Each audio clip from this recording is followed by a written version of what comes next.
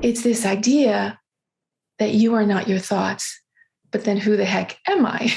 We're missing the point. Like we lost the plot.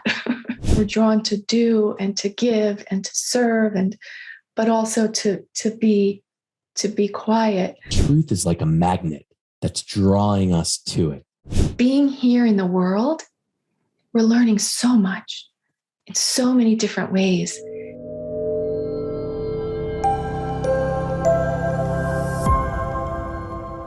All right. Hello and welcome. I am so happy to be joined today by Pamela Seelig, who began practicing yoga more than 25 years ago when an illness interrupted her Wall Street career.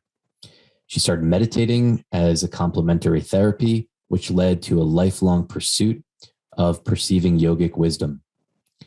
She completed her teacher training originally in 2006 at Integral Yoga in New York.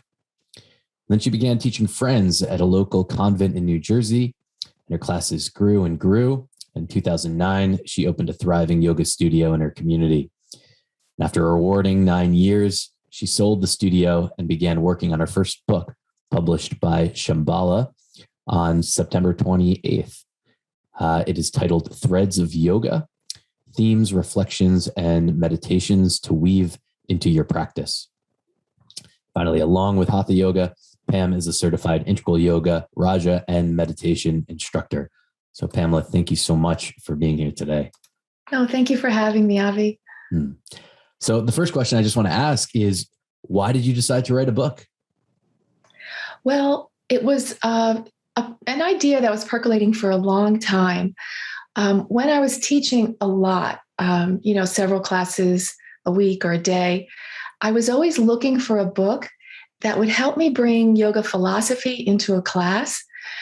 Sometimes inspiration would happen and I would be able to do it. But, when life got busy, I would always try to just find a book that would give me some inspiration, some quotes, some stories. I would make the class my own, but I just needed some ideas. And I just really could never find a book that would help me with that. I found there's some great books with yoga philosophy, some commentaries on the texts, and that was wonderful to study. But I was just looking for, ideas in a format that would help as a teacher. So that started the idea. But then as I was writing it, there are a lot of students wanted more information than what you can typically get in a 60-minute or 90-minute class.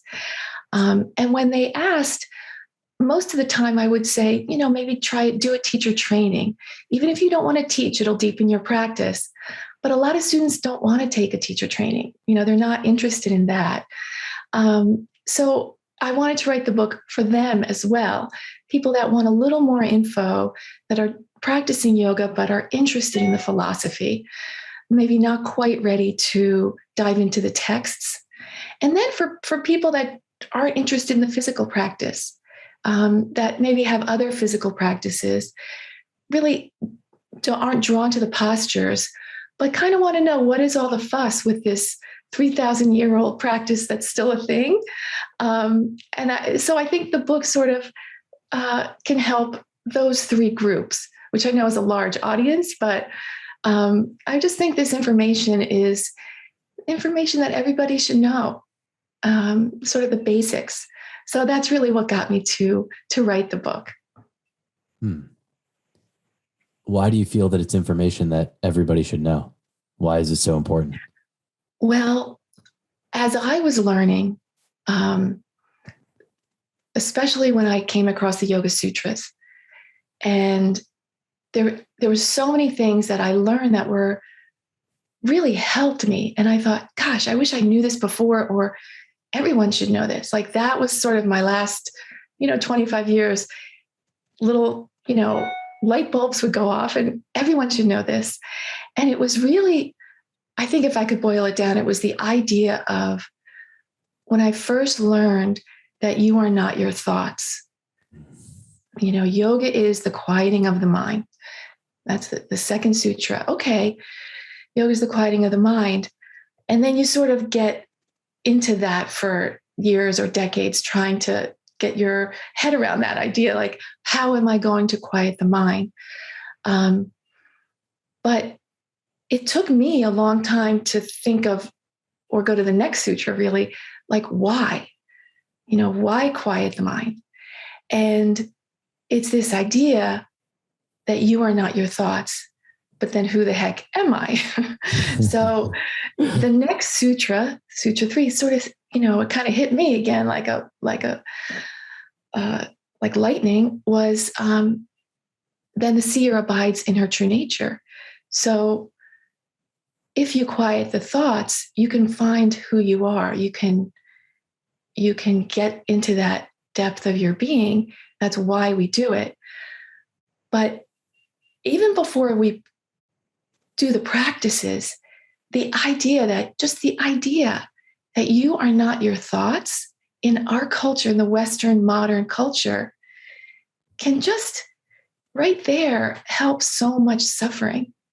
Because even if you don't have the techniques yet or the ability to do it, the idea that that's possible even is hope. And, for me, that was a big thing.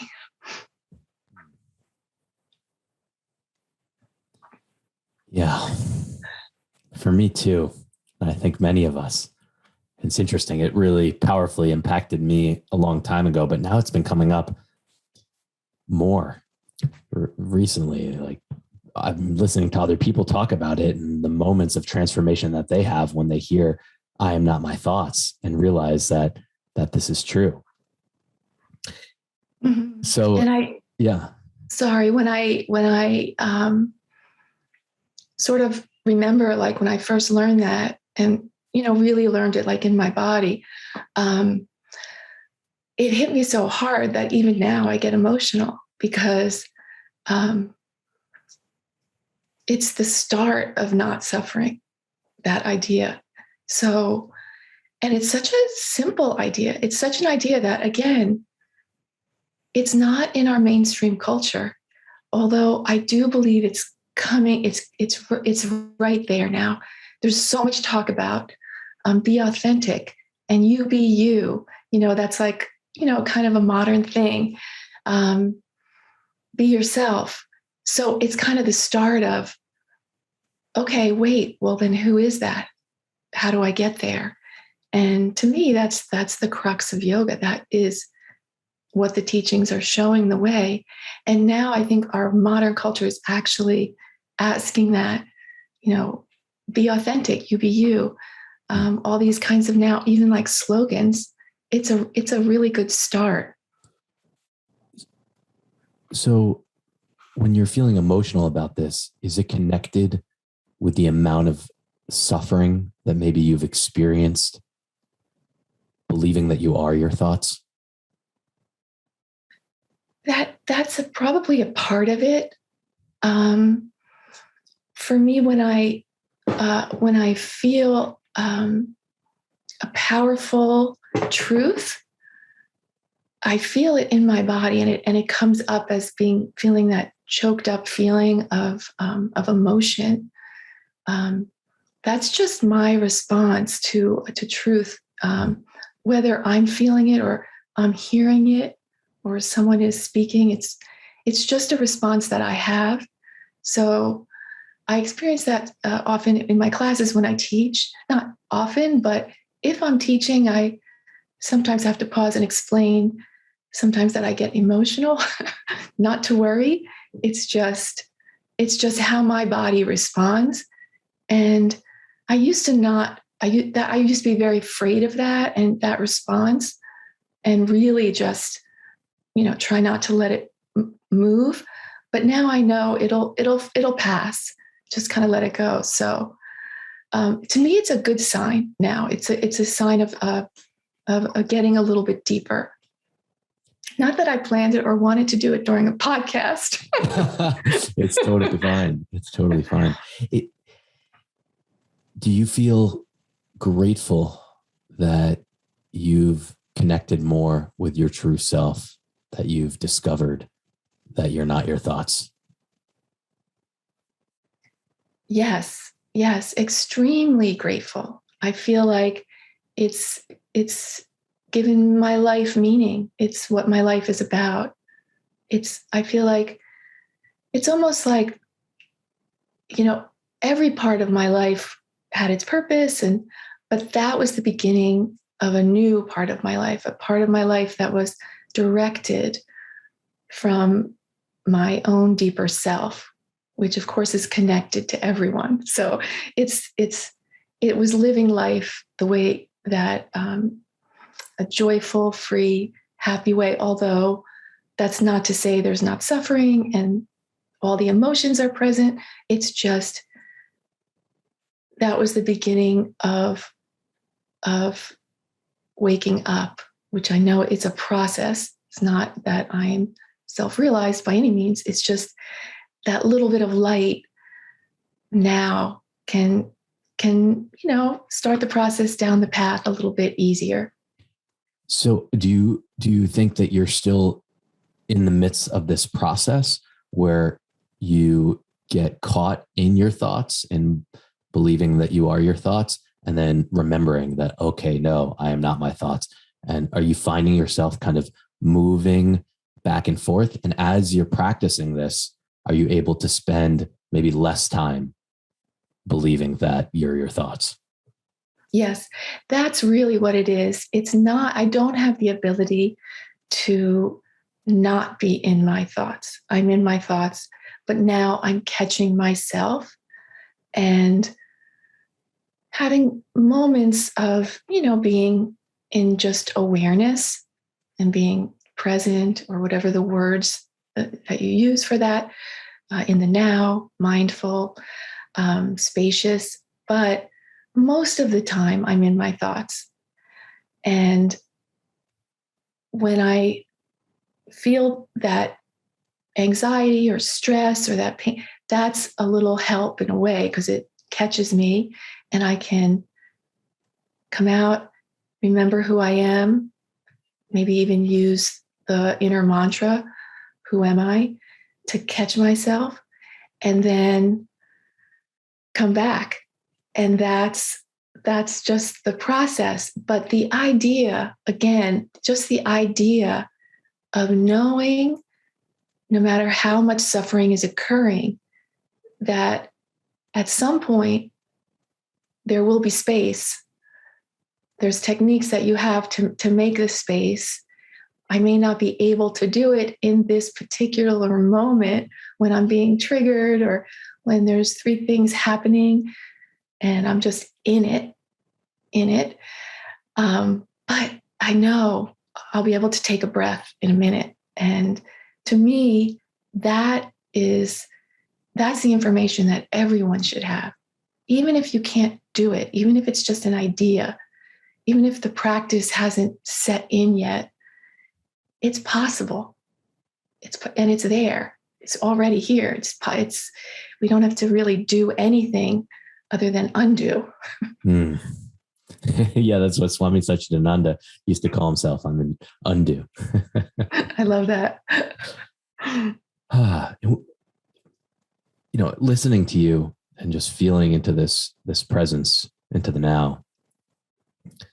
And then also hearing what you said about, everyone experiencing this. At least that's what I'm connecting, right? What about it is so powerful that you feel everyone should experience it? Just not having thoughts, just resting in the peace of the present. Why is that something that's so dear to you that you want everyone to experience it?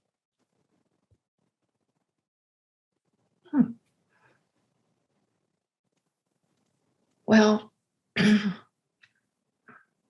I think that being a human coming into this world, having a mind, having all of our senses, looking at the external world, experiencing the world is a beautiful thing. The world is amazing, and our human bodies are amazing that we can perceive and feel and sense.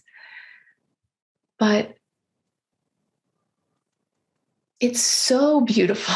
It's like the shiny object that we can't look away from.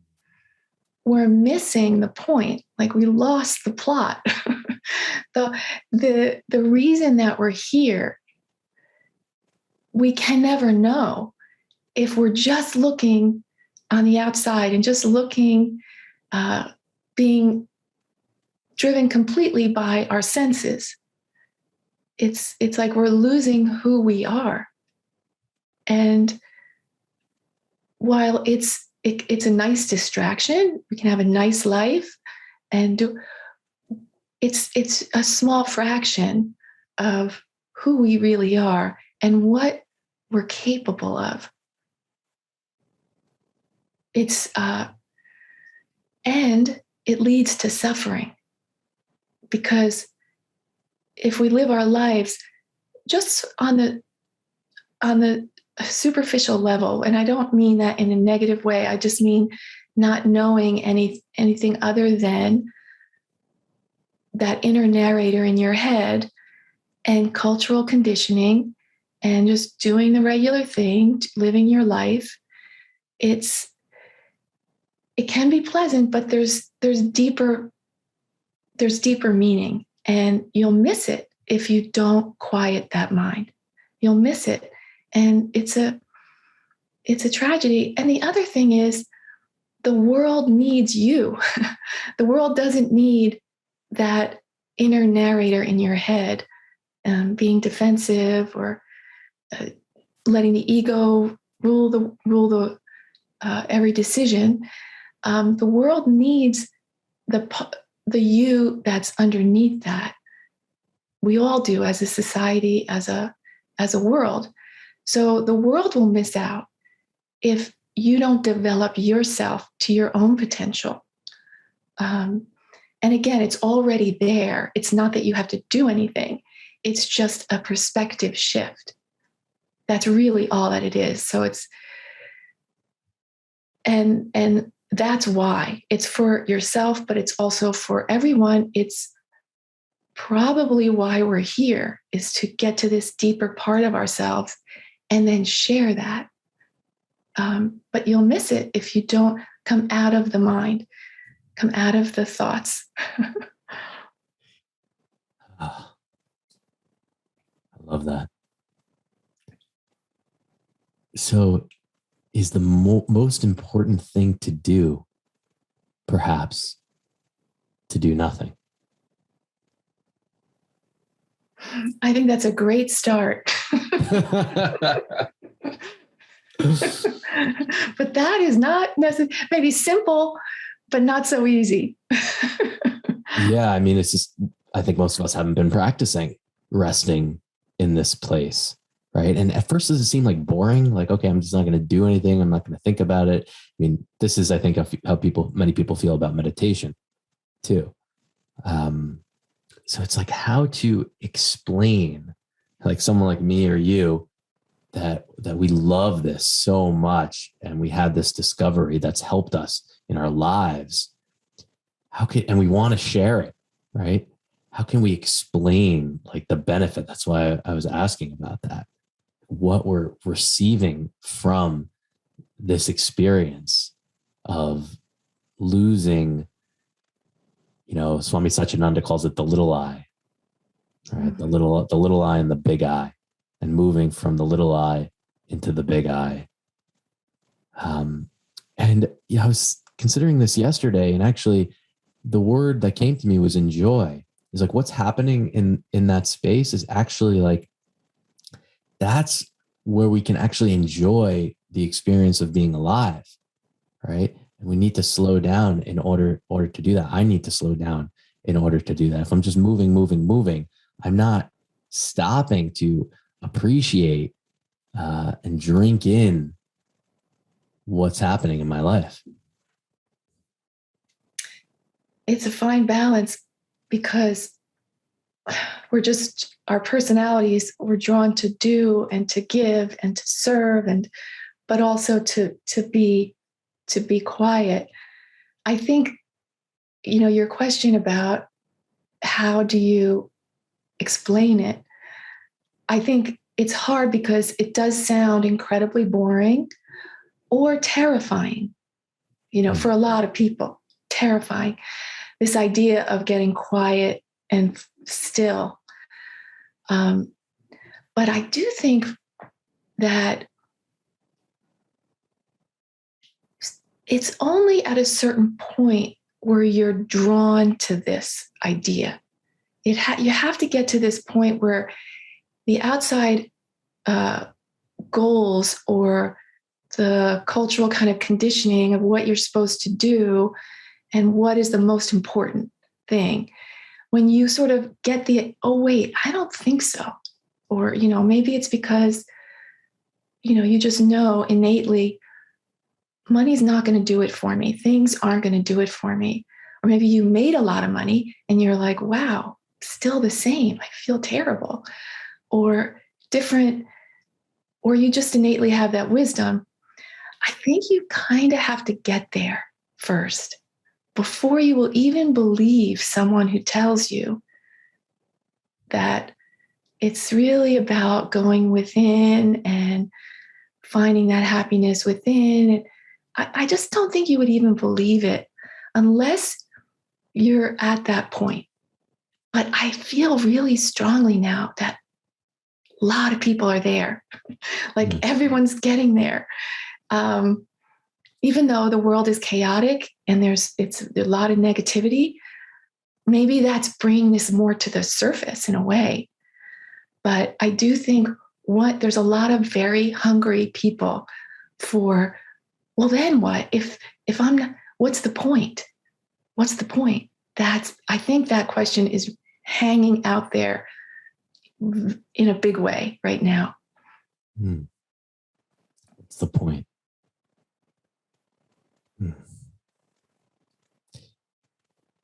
Would you say that you are hopeful, that you have faith in the way everything is unfolding, right?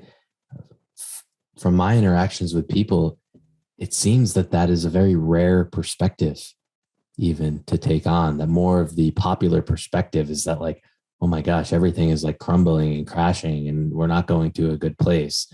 I'm curious which of those perspectives you find yourself taking. I find myself in an extremely hopeful place. Not to say we're could be at a precipice. It could be very bad, but that's out of my control. So I'm not thinking of that. I just feel people are drawn now. I mean, look at yoga. Yoga is very popular. And I know it's physical yoga. People are going for the workout or, even just stress relief, not so much anything deeper. But people are drawn in different ways to, I feel now especially, and I really see it in younger people. They're just not buying into the conditioning of just get more stuff, get more toys, work harder, longer hours, and you'll be happy. I just don't. I think the younger people are not buying into it as much. I know that's a little naive, but I feel that that's true. That the more people are drawn to meditation, to looking within. Science is now researching the benefits of meditation, where before that was completely ridiculous. Not too long ago, this idea of alternative meditation, medicine even, or the subtle body. And I just think science is even coming on board. And we don't see it because we're in it. But if you look back, I think things have changed dramatically, even in that world. So I have a lot of hope. Do you think about education at all? Like the way that children are spending their time and whether we could do better and how important that is? Because we spoke before about, undoing, And that's what I notice with so many adults. Like we're trying to undo kind of some of this programming. And of course, our parents are extremely, influential on us, but also our school where we're spending so much time. And I just wonder about a world in which maybe we get it right more from the start with children and how they're spending their time. And there's not as much undoing that needs to happen. Yeah, I think our school, I'm not an expert in this area for sure, but I do think our school system, the major public system, private system, is an old structure. So it's got to change for the new way. Like everything, all of this big structures, I think, are changing. Even banking, it's changing. Cryptocurrency is not going away. So it's really changing that system. And along with all the old ones, it's time. It's time. Yeah. So what I think about is truth, right? Actually, a Swami here said to me once that truth is like a magnet that's drawing us to it. And that has been one of the most profound things I've ever heard. And I think about it all the time because it's given me so much hope because I believe that it's true. And that's what I hear you saying too, is like just from experience, we learn and we're constantly learning what is true and moving in that direction, right? Like never getting there, but perhaps always moving closer. Mm-hmm. I forget which one of the texts talks about that. The iron filings to a magnet. We're all like iron filings going toward a magnet. And I feel that way too. I think it's just a natural drawing to. And now with technology, with this global information, East, West, the yoga wisdom is available for all. That if you are being drawn, at least now, it's available. You can find the teachings, the book, a teacher. You can find it out there. So it'll happen more quickly than it has in the past. Yeah. Fingers crossed. Right. I think, many of us, we want it to happen faster. Right. And it's the same thing like with other people and wanting to like share the experiences that we've had. But like what you said, I think is really true is like people need to discover things in their own time when they're ready. What I find is one of the more challenging aspects that I've gone through in my life and some of the tapasya or the fire is trying to share really with other people. And then they're not accepting. And then I feel a certain way about them, not accepting and just letting go of that and just focusing on myself. This is what I can control and having faith in being an example and really stepping into that a little bit more. It's like the best thing I can do is just keep working on myself, be an example. Hopefully someone else sees something in the right time that's beneficial for them. That's it. Yeah. And I think, suffering sometimes is purposeful, and the world is suffering now, especially our country in the pandemic. And there's so much suffering. And sometimes if it's used in the right way, it'll bring you in the right direction that you need to go. So the purpose of the suffering may be for people to find things like yoga, to find truth in whatever way they can, to learn how to quiet the mind because it's too painful. Not that you wish pain on anyone or you don't want anyone to be in pain, but sometimes, I know for me, that was the only thing that would have turned me in this direction. I was full steam the other way. There's nothing that a friend or family member would have ever said to you that would have redirected you. It was because you got sick, right? Yes, absolutely. No one would have been able to tell me that. No person. I had to discover these ideas initially on my own. And then I was very fortunate that I had, wonderful teachers that just came in front of me at the right time. But that initial, I had to, in a way, earn it. I had to suffer. And I don't think that's unusual. I think everyone can tell you their story. This idea, about suffering, that it's happening for us, not to us, is such a powerful concept. I've really been working with that one. It's like just the suffering is so like to be in it and to think that, oh, this is happening for me. The universe is trying to teach me something, and that's why it's happening. Mm-hmm. Wow. It's challenging for me to do that. Very. It's definitely, you don't want to hear that when you're in it. But if you look back in your life, even the littler things, like you see how they did hone your character. And so it makes you at least suffer less, as we all have to go through things in this life. So knowing that, I do think at least doesn't add to the suffering, having that information, having that knowledge. Yeah. I think you're right. Even if you can glimpse it just a little bit or remember it maybe a little bit faster when it subsides, it starts to subside, then because I think it's true. I mean, that's the whole thing. If it's true, then it's a key that unlocks the door of liberation, right? Mm-hmm. I wanted to ask you about, what you were saying about, discovering who you really are, right? So it's not the thoughts. Can you share about that? Like, who are you really then? Well, for me, when I was first studying the sutras and I got to that second sutra, so not very far, yoga is the quieting of your mind. That right there kind of blew my mind.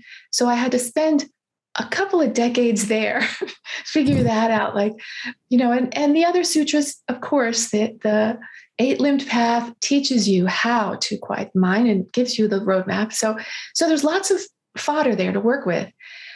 And I never really went to that third sutra. I didn't really see the benefit of it until more recently, like in the last 5 years, when it was like, and then the seer abides in her true nature. Then I realized, and that almost spurred me on in a way, like the quieting of the mind kind of went a little to the side, and I was more delving, like, okay, what's there then? And that, is still obviously the journey that I'm on. But what I think I've found so far, and is, of course, words like peace and bliss are just letters in a row, like in a certain order. So they're not really, but it's more than that, because it's this, it's understanding that that we're in this world isn't the reality, that it's here for us. I'm not sure why. I don't know if we get to know why at this, while we're here, but it's not the reality. And again, that's a different perspective. And even though we're going to be suffering, we're going to have all of our emotions, our feelings, it gives you that little bit of space and that little telescopic view that helps. And it also, it shows the connection. So as you go deep, you realize it's not so much about you, that there's this bigger reality. And these, again, are just words. And I think the koshas, understanding that we have 5 bodies, we don't just have a physical body, and that least dense body, the Anandamaya kosha, is really what we're delving into. That abide in our true self is we're connecting to that body of one, of humanity, and that's kind of who we are. Not that we lose our individuality, but I do think that being here in the world, we're learning so much in so many different ways, that we bring that to those lessons. we bring that to the table. We bring that to the Anandamaya Kosha. I think that's what we're doing. We're learning and then sharing for all in this way. And that to me is just so fascinating and so mysterious and so beautiful, and helpful in this world. So to me, this is a worthwhile pursuit, to say the least, and to share this idea. I don't have all the answers, certainly. I don't know anything more than anyone else. I just feel that what the sages, the saints, the avatars were saying sounds a little bit fantastical if you grew up in our normal world. But if you just delve a little bit, you can find out for yourself that it's true. Like crazy, but it's true. And you don't have to be a holy person. You don't have to be perfect. No, just do some practices with pure intention. And you can find out for yourself that this is true. And again, everyone needs to know this. You don't have to believe it. Just try for yourself. If this is of interest, try for yourself. And you don't have to do much. And you will be shown that there is more to you than is really describable from another person or from a book. I guess you can look at the words and feel from the words, but you can do it yourself, and it's not that hard. What does it really take? And what's the obstacle for having that self-discovery? To me, what comes to me is speed more than anything else. It's that the speed, if I'm going really, really fast, I'm not stopping to discover the truth, what you're talking about, to find out for myself. It's almost like a running away from it. So if I can just slow down, right? That's my simplest answer. It's just a question of speed and just asking that, like, how fast am I moving and what happens if I slow down?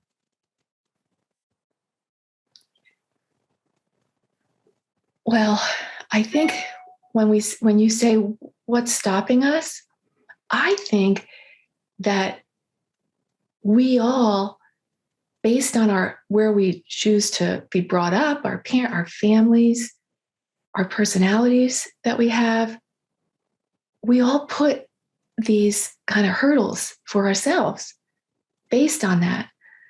And then so you're aware, so you know what your tendency is and where you're knowing yourself and how you can reach these new levels and bring what you're bringing to the table. And somebody else has a different experience, and they're going to have to get over their way. And so another path might work for them. But everyone's unique. So this discovering who you are, when you discover that, you also get information that will help you go deeper for your own self, for your own tendencies, because the beautiful thing is we're all different. And there is that one truth because we're all connected to it. We are it. It's not even a connection, but this idea of how to do it, it's like, well, let's look at who you are and what your tendencies are, and it's going to be your own customized self. There's nobody can do it for us. Yeah. Many paths, one truth. Yes. Yeah. And I do think we pick it because, when you look back and you see what you learned and your childhood lessons and who you were and what you had to overcome and what you know now and what you can share, it's unique to your experiences and your learning. So it's, I think even if you have a really tough situation, that's going to really pan out well for you. But I also heard you linking a little bit to the discovery of the true self, abiding in my true nature, and also sensing this connection, being a part of something larger than myself. So is that just naturally what happens too? Is that by connecting with my true nature, I feel less alone, or I realize that the truth is maybe I'm not as alone as I thought I was. That's really beautiful. That's really beautiful. That sense of isolation that we all have and loneliness, it's part of the lesson. I think that's part of what spurs us on, because it doesn't work. It's not our nature. It's not who we need. We need connection. And I think the more we grow, the more connection we need in a way. So that realization that we're all connected, we're all one, it's just part of the beautiful understanding and learning, and the sadness of being stuck in your mind. You're being stuck in that sense of isolation and competition, I might say, as well, right? Because this is in direct conflict. Like, if I am everyone else, am I connected to this larger thing? Then what is there to compete against when I've spent my whole life trying to be better, get more than other human beings? Right. Survival of the fittest. Right. That idea. It's, it doesn't really apply when and again, when you're not your mind or your thoughts or that narrator. We have a mind. It's not bad or anything.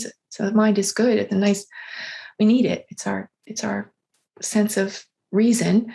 But when we know that's not who we are, it's not far away that we realize we're connected, that we're not alone, that this, even science now, with this understanding of quantum physics, everything is energy. So right there, this is an illusion, even from a scientific viewpoint, that we're separate. We're all energy. We're all made up of the same stuff, this chemistry, and we use this body and this idea of illusion to learn. I think, I'm not sure of the whole general purpose of the reason that we're here, but it seems that learning, getting closer to the truth, is part of this process. You feel that your purpose is connecting with the truth? For me, yes. I think that's my purpose at this point. There may be a bigger purpose that I'm not aware of, I'm not sure of. But for me, getting closer to the truth seems helpful and useful in this life. So that's what I'm doing. I don't know what the big picture is, though. Is there a part of the truth is, right? It's like, the truth is that I will never know the truth completely, right? Like, that's an aspect of the truth, is giving up the knowing.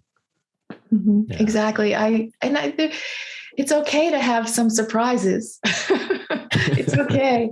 I think the idea that you're on the right path, you don't have to see what's 20 steps ahead, but you feel that, when things are flowing, you're on the right path, you have that sense of joy, you're moving forward.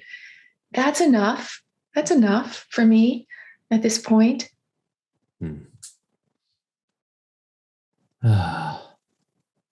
Yeah, it's enough for me too. Thank you for reflecting that back to me. It's really useful. Thank you so much for this time. It's complete treat and honor to meet you, Pamela. And thank you so much for what you're doing for investigating the truth and for sharing. Your book is not out yet. It comes out in about 10 days. Is that right? On the 28th? September 28th, it comes out. So, by the way, thank you for having me, Avi. I really enjoyed this conversation as well. I'm so glad. And if people wanted to be in touch with you, what's the best way? We'll put some information in the show notes, but just what's the best way for someone to reach out if they wanted to connect? Everything's on my website. It's PamelaSeelig.com. Beautiful. All right. Thanks so much again, Pamela. Thank you. So nice to talk. Thanks for listening. If you've enjoyed this content and think others might as well, please feel free to share and subscribe.